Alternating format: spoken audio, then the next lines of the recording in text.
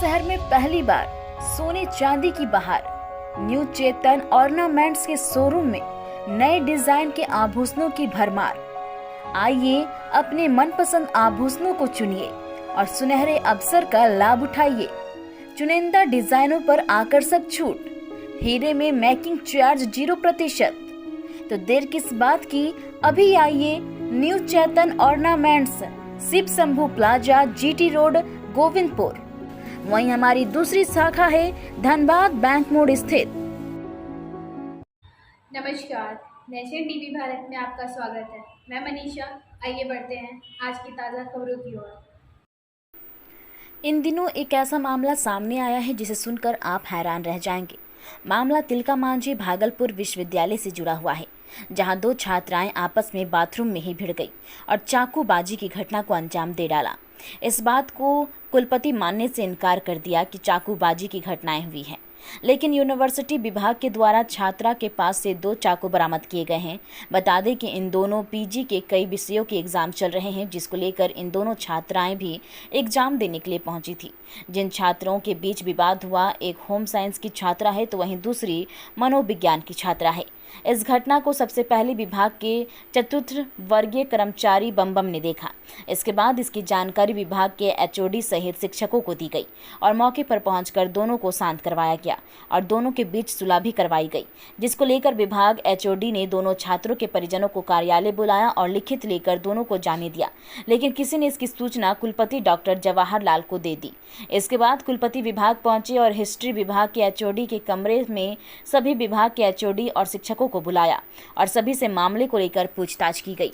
वहीं कुलपति ने जब मामले के लिए पूछताछ करनी शुरू की तो HOD ने बताया कि सबसे पहले चतुर्थ वर्गीय कर्मचारी बम ने आवाज़ सुनी और हम लोगों को इसकी जानकारी दी। उसके बाद एक एक कर विभाग के HOD ने कुलपति ने घटना को लेकर पूछताछ की। पूछताछ के दरमियान शिक्षिका ने बताया कि चिल्लाने की आवाज़ सुनी। इसके बाद हम लोग वहां पहुंचे। एक छात्रा को जख्म के निशान थे तो वहीं दूसरी और छात्रा बेहोश होने की बार नाटक कर रही थी, जिसको लेकर हम लोगों ने डॉक्टर को बुलाया और उनका ट्रीटमेंट भी करवाया। उसके बाद उसके परिजनों को बुलाकर लिखित आवेदन देकर दोनों को जाने दिया। वहीं पूरे मामले को लेकर कुलपति डॉक्टर जवाहर लाल ने चाकूबाजी की घटना को इनकार करते हुए कहा कि 2 छात्राएं आपस में भिड़ गई थी, जिसका मैंने प्रारंभिक जाँच की है। मैंने सभी शिक्षक और शिक्षिकाओं को बुलाकर हर एक बिंदु पर पूछताछ की। कहाँ हुई, क्यों हुई, कब हुआ और किस लिए हुआ, सब बिंदु पर पूछताछ की है।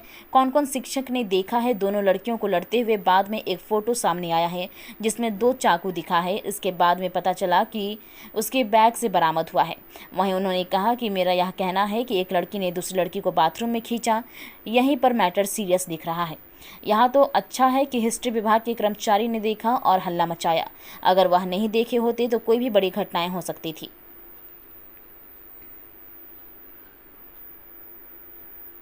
एक मिनट, चाकूबाजी नहीं हुई।